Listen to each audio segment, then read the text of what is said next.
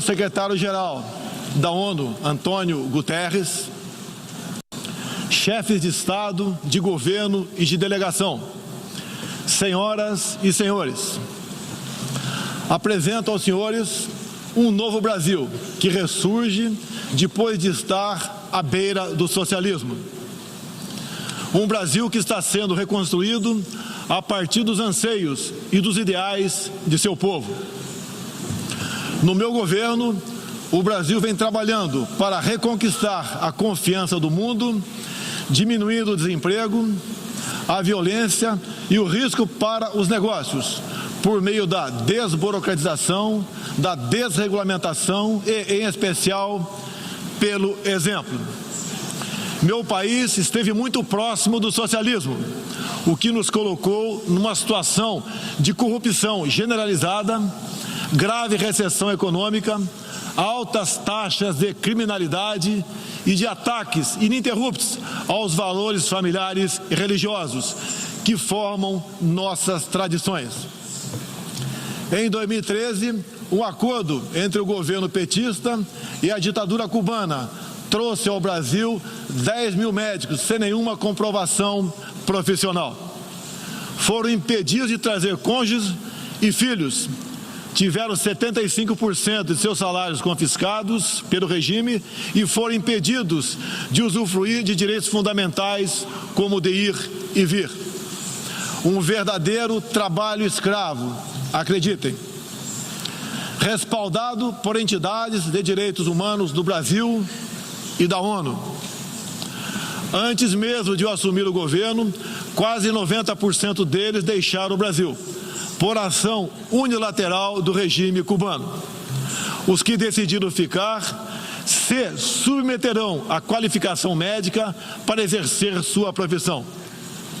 Deste modo, nosso país deixou de contribuir com a ditadura cubana, não mais enviando para Havana 300 milhões de dólares todos os anos. A história nos mostra que já nos anos 60, agentes cubanos foram enviados a diversos países para colaborar com a implementação de ditaduras. Há poucas décadas, tentaram mudar o regime brasileiro e de outros países da América Latina. Foram derrotados. Civis e militares brasileiros foram mortos e outros tantos tiveram suas reputações destruídas, mas vencemos aquela guerra e resguardamos nossa liberdade.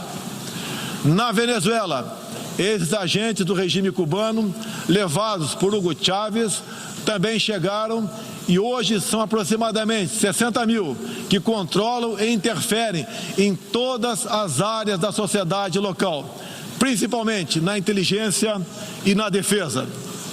A Venezuela, outrora um país pujante e democrático, hoje experimenta a crueldade do socialismo. O socialismo está dando certo na Venezuela. Todos estão pobres e sem liberdade. O Brasil também sente os impactos da ditadura venezuelana. Dos mais de 4 milhões que fugiram do país, uma parte migrou para o Brasil, fugindo da fome e da violência. Temos feito a nossa parte para ajudá-los através da Operação Acolhida, realizada pelo Exército Brasileiro e elogiada mundialmente.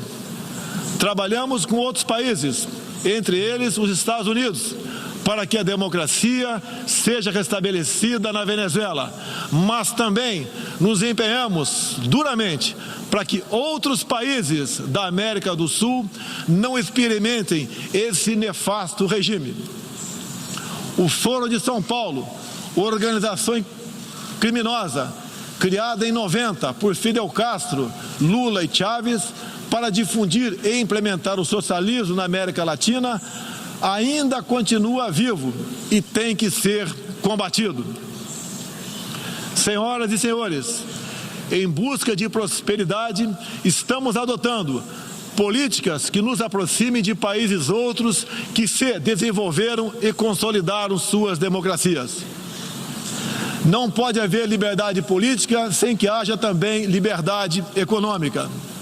E vice-versa. O livre mercado, as concessões e as privatizações já se fazem presentes hoje no Brasil.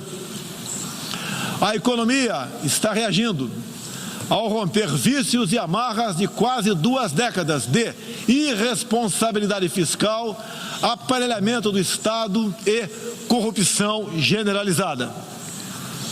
A abertura, a gestão competente e os ganhos de produtividade são objetivos imediatos do nosso governo. Estamos abrindo a economia e nos integrando às cadeias globais de valor. Em apenas 8 meses, concluímos os 2 maiores acordos comerciais da história do país, aqueles firmados entre o Mercosul e a União Europeia, e entre o Mercosul e a Área Europeia de Livre Comércio, o EFTA. Pretendemos seguir adiante com vários outros acordos nos próximos meses. Estamos prontos também para iniciar nosso processo de adesão à Organização para a Cooperação de Desenvolvimento Econômico, OCDE. Já estamos adiantados, adotando as práticas mundiais mais elevadas em todos os terrenos, desde a regulação financeira até a proteção ambiental. Senhorita Isani Calapalo, indígena aqui presente do Brasil, agora vamos falar de Amazônia. Em primeiro lugar, meu governo tem o compromisso solene com a preservação do meio ambiente e do desenvolvimento sustentável em benefício do Brasil. O Brasil é um dos países mais ricos em biodiversidade e riquezas minerais. Nossa Amazônia é maior que toda a Europa Ocidental e permanece praticamente intocada. Prova de que somos um dos países que mais protege o meio ambiente. Nessa época do ano, o clima seco e os ventos favorecem queimadas espontâneas e também as criminosas.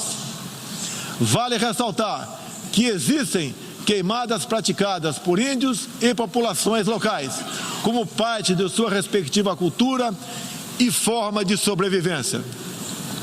Problemas qualquer país os tem. Contudo, os ataques sensacionalistas que sofremos por grande parte da mídia internacional, devido aos focos de incêndio na Amazônia, despertaram nosso sentimento patriótico.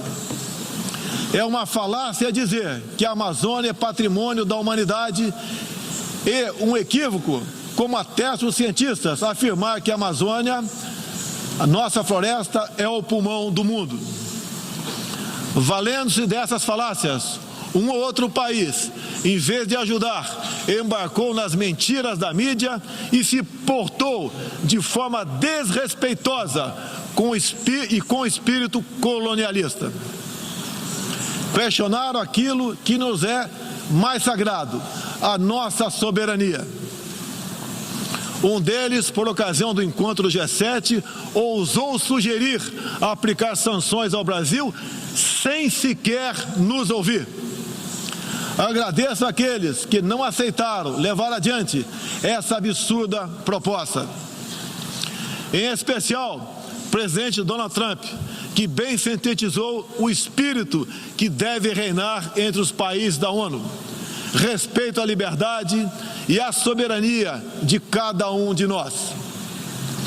Hoje, 14% do território brasileiro está demarcado como terra indígena, mas é preciso entender que nossos nativos são seres humanos, exatamente como qualquer um de nós. Eles querem e merecem usufruir dos mesmos direitos de que todos nós. Quero deixar claro, o Brasil não vai aumentar para 20% sua área já demarcada como terra indígena, como alguns chefes de Estado gostariam que acontecesse. Existe no Brasil 225 povos indígenas, além de referências de 70 tribos vivendo em locais isolados. Cada povo ou tribo, com seu cacique, sua cultura, suas tradições, seus costumes e, principalmente, sua forma de ver o mundo. A visão de um líder indígena não representa a de todos os índios brasileiros. Muitas vezes, alguns desses líderes, como o cacique Raoni, são usados como peça de manobra por governos estrangeiros na sua guerra informacional para avançar seus interesses na Amazônia. Infelizmente, algumas pessoas de dentro e de fora do Brasil, apoiadas por ONGs, teimam em tratar e manter nossos índios como verdadeiros homens das cavernas. O Brasil agora tem um presidente que se preocupa com aqueles que lá estavam antes da chegada dos portugueses em Minas. O índio não quer ser latifundiário, pobre em cima de terra rica, especialmente das terras mais ricas do mundo. É o caso das reservas Yanomami e Raposa Serra do Sol. Nessas reservas existe grande abundância de ouro, diamante, urânio, nióbio e terras raras, entre outros. E esses territórios são enormes.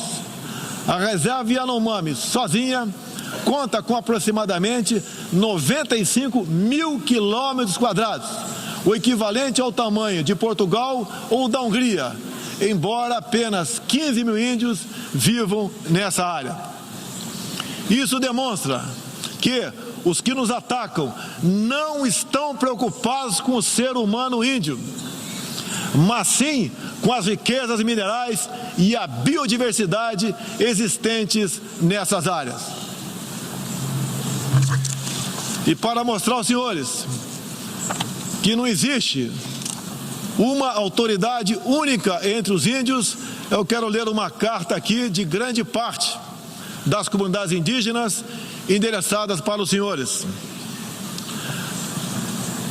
O grupo de agricultores indígenas do Brasil, formado por diversas etnias e com representantes por todas as unidades da federação, que habitam uma área de mais de 30 milhões de hectares no território brasileiro, vem respeitosamente perante a sociedade brasileira endossar apoio total e restrito à indígena Izani Calapalo, aqui presente, do Parque Indígena do Xingu, Mato Grosso, que a mesma possa, na Assembleia das Nações Unidas, em Nova York, Estados Unidos, externar toda a realidade vivida pelos povos indígenas do Brasil, bem como trazer à tona o atual quadro de mentiras propagado pela mídia nacional e internacional, que insistem em fazer dos povos indígenas do Brasil uma reserva de mercado sem fim, atendendo interesses estrangeiros de países que ainda enxergam no Brasil uma colônia, sem regras e sem soberania. O Brasil possui 14% do seu território nacional regularizado como terras indígenas e muitas comunidades estão sedentas para que o desenvolvimento dessa parte do Brasil finalmente ocorra sem amarras ideológicas ou burocráticas. Isso facilitará o alcance de uma maior qualidade de vida nas áreas do empreendedorismo, saúde e educação. Uma nova política indigenista no Brasil é necessária. O tempo urge. Medidas arrojadas podem e devem ser incentivadas na busca pela autonomia econômica dos indígenas. Certamente que, se um conjunto de decisões vier nesse sentido, poderemos vislumbrar um novo modelo para a questão indígena brasileira. Um novo tempo para as comunidades indígenas é fundamental. A situação de extrema pobreza em que se encontram, sobrevivendo tão somente do Bolsa Família e de cestas básicas, nunca representou dignidade e desenvolvimento. O ambientalismo radical e o indigenismo ultrapassado e fora de sintonia com o que querem os povos indígenas representam o atraso, a marginalização e a completa ausência de cidadania. A realidade ora posta impõe que o mundo, na arena da Assembleia das Nações Unidas, possa conhecer nossos desejos e aspirações na voz da indígena Izani Calapalo, que transmitirá o real quadro do meio ambiente e das comunidades indígenas brasileiras. Portanto, Izani Calapalo goza de confiança e do prestígio da liderança indígena interessada em desenvolvimento, empoderamento e protagonismo, estando apta para representar as etnias relacionadas anexas, que são 52. Acabou o monopólio do senhor Raoni. A Organização das Nações Unidas teve papel fundamental na superação do colonialismo e não pode aceitar que essa mentalidade regresse a estas salas e corredores sob qualquer pretexto. Não podemos esquecer que o mundo necessita ser alimentado. A França e a Alemanha, por exemplo, usam mais de 50% de seus territórios para a agricultura. Já o Brasil usa apenas 8% de terras para a produção de alimentos. 61% do nosso território é preservado. Nossa política é de tolerância zero para com a criminalidade, aí incluídos os crimes ambientais. Quero reafirmar minha posição de que qualquer iniciativa de ajuda ou apoio à preservação da floresta amazônica ou de outros biomas deve ser tratado em pleno respeito à soberania brasileira. Também rechaçamos as tentativas de instrumentalizar a questão ambiental ou a política indigenista em prol de interesses políticos e econômicos externos, em especial os disfarçados de boas intenções. Estamos prontos para, em parcerias e agregando valor, aproveitar de forma sustentável todo o nosso potencial. O Brasil reafirma seu compromisso intransigente com os mais altos padrões de direitos humanos, com a defesa da democracia e da liberdade de expressão religiosa e de imprensa. É um compromisso que caminha junto com o combate à corrupção e à criminalidade, demandas urgentes da sociedade brasileira. Seguiremos contribuindo, dentro e fora das Nações Unidas, para a construção de um mundo onde não haja impunidade, esconderijo ou abrigo para criminosos e corruptos. Em meu governo, o terrorista Cesare Battisti fugiu do Brasil, foi preso na Bolívia e extraditado para a Itália. Outros 3 terroristas paraguaios e um chileno que viviam no Brasil como refugiados políticos também foram devolvidos aos seus respectivos países. Terroristas, sob disfarce de perseguidos políticos, não mais encontrarão refúgio no Brasil. Há pouco, presidentes socialistas que me antecederam desviaram centenas de bilhões de dólares, comprando parte da mídia e parte do parlamento. Tudo por um projeto de poder absoluto. Foram julgados e punidos graças ao patriotismo, perseverança e coragem de um juiz que é símbolo no meu país, o doutor Sérgio Moro, nosso atual ministro da Justiça e Segurança Pública. Esses presidentes também transferiram boa parte desses recursos para outros países, com a finalidade de promover e implementar projetos semelhantes em toda a região. Essa fonte de recursos secou.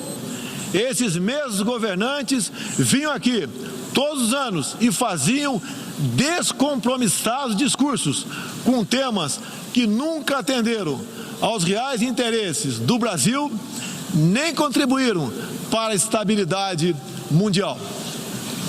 Mesmo assim, eram aplaudidos.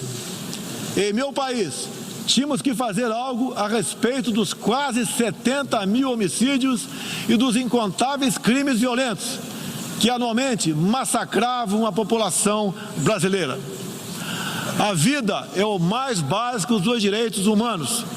Nossos policiais militares eram o alvo preferencial do crime. Só em 2017, cerca de 400 policiais militares foram cruelmente assassinados. Isso está mudando. Medidas foram tomadas e conseguimos reduzir em mais de 20% o número de homicídios nos 6 primeiros meses do meu governo. As apreensões de cocaína e outras drogas atingiram níveis recorde. Hoje o Brasil está mais seguro e ainda mais hospitaleiro. Acabamos de estender a isenção de vistos para países como Estados Unidos, Japão, Austrália e Canadá. E estamos estudando adotar medidas similares para a China e Índia, entre outros. Com mais segurança e com essas facilidades, queremos que todos possam conhecer o Brasil, em especial a nossa Amazônia, com toda a sua vastidão e beleza natural. Ela não está sendo devastada e nem consumida pelo fogo, como diz mentirosamente a mídia. Cada um de vocês pode comprovar o que estou falando agora. Não deixe de conhecer o Brasil. Ele é muito diferente daquele estampado em muitos jornais e televisões.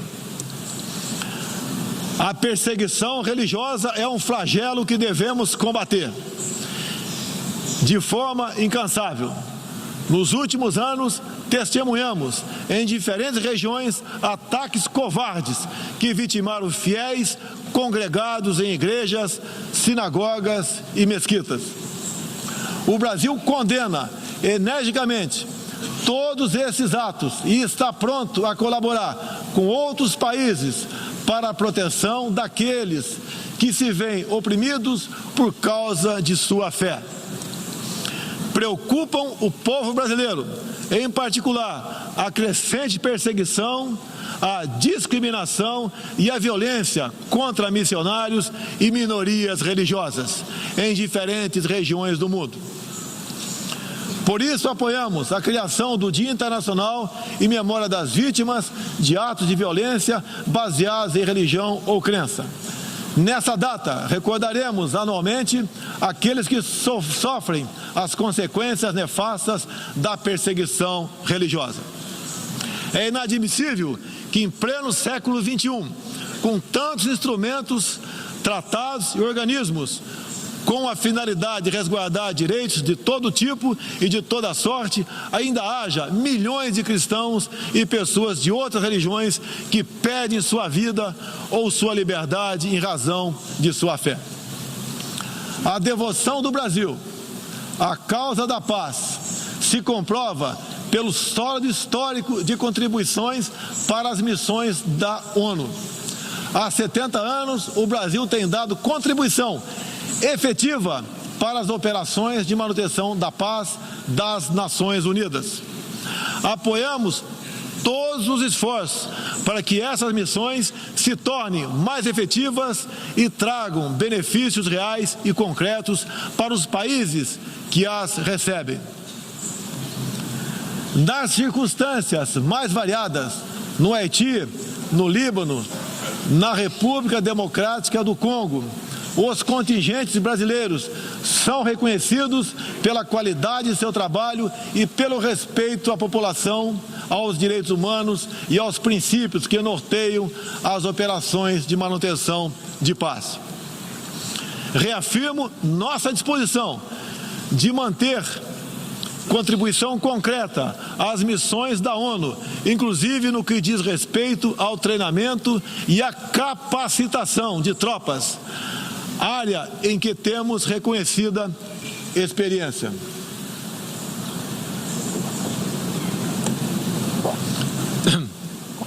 Ao longo deste ano, estabelecemos uma ampla agenda internacional com o intuito de resgatar o papel do Brasil no cenário mundial e retornar de retomar as relações com importantes parceiros.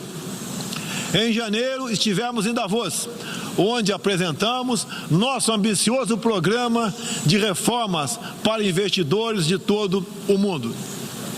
Em março, visitamos Washington, onde lançamos uma parceria abrangente e ousada com o governo dos Estados Unidos em todas as áreas, com destaque para a coordenação política e para a cooperação econômica e militar. Ainda em março, estivemos no Chile, onde foi lançado o ProSul, importante iniciativa para garantir que a América do Sul se consolide como um espaço de democracia e de liberdade. Na sequência, visitamos Israel, onde identificamos inúmeras oportunidades de cooperação, em especial na área de tecnologia e segurança. Agradeço a Israel o apoio no combate aos recentes desastres ocorridos em meu país. Visitamos também um de nossos grandes parceiros no Cone Sul, a Argentina, com o presidente Maurício Macri e nossos sócios do Uruguai e do Paraguai. Afastamos do Mercosul a ideologia e conquistamos importantes vitórias comerciais ao concluir negociações que já se arrastavam por décadas. Ainda este ano, visitaremos importantes parceiros asiáticos, tanto no Extremo Oriente quanto no Oriente Médio. Essas visitas reforçarão a amizade e o aprofundamento das relações com Japão, China, Arábia Saudita, Emirados Árabes e Catar. Pretendemos seguir o mesmo caminho com todo o mundo árabe e a Ásia. Também estamos ansiosos para visitar nossos parceiros e amigos na África, na Oceania e na Europa. Como os senhores podem ver, o Brasil é um país aberto ao mundo em busca de parcerias com todos os que tenham interesse de trabalhar pela prosperidade, pela paz e pela liberdade. Senhoras e senhores, o Brasil que represento é um país que está se reerguendo, revigorando parcerias e reconquistando sua confiança política e econômica. Estamos preparados para assumir as responsabilidades que nos cabem no sistema internacional. Durante as últimas décadas, nos deixamos seduzir, sem perceber, por sistemas ideológicos de pensamento que não buscavam a verdade, mas o poder absoluto. A ideologia se instalou no terreno da cultura, da educação e da mídia, dominando meios de comunicação, universidades e escolas. A ideologia invadiu nossos lares para investir contra a célula máter de qualquer sociedade saudável, a família. Tento ainda destruir a inocência de nossas crianças, pervertendo até mesmo identidade mais básica e elementar, a biológica. O politicamente correto passou a dominar o debate público para expulsar a racionalidade e substituí-la pela manipulação, pela repetição de clichês e pelas palavras de ordem. A ideologia invadiu a própria alma humana, para dela expulsar Deus e a dignidade com que Ele nos revestiu. E, com esses métodos, essa ideologia sempre deixou um rastro de morte, ignorância e miséria por onde passou. Sou prova viva disso. Fui covardemente esfaqueado por um militante de esquerda e só sobrevivi por um milagre de Deus. Mais uma vez, agradeço a Deus pela minha vida. A ONU pode ajudar a derrotar o ambiente materialista e ideológico que compromete alguns princípios básicos da dignidade humana. Essa organização foi criada para promover a paz entre nações soberanas e o progresso social com liberdade, conforme o preâmbulo de sua carta. Nas questões do clima, da democracia, dos direitos humanos, da igualdade de direitos e deveres entre homens e mulheres, e em tantas outras, Tudo o que precisamos é isso: contemplar a verdade seguindo João 8,32. E conhecereis a verdade, e a verdade vos libertará. Todos os nossos instrumentos, nacionais e internacionais, devem estar direcionados, em última instância, para esse objetivo. Não estamos aqui para apagar nacionalidades e soberanias, em nome de um interesse global abstrato. Esta não é a organização do interesse global, é a Organização das Nações Unidas. Assim deve permanecer.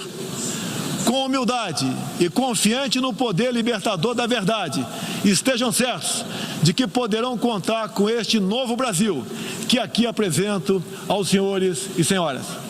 Agradeço a todos pela graça e pela glória de Deus. Meu muito obrigado.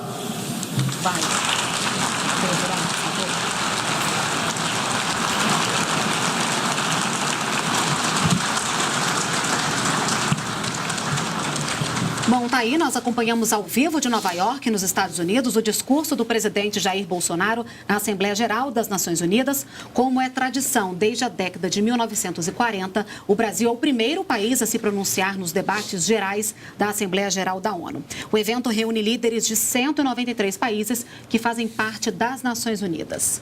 Creomar de Souza, discurso dentro do esperado?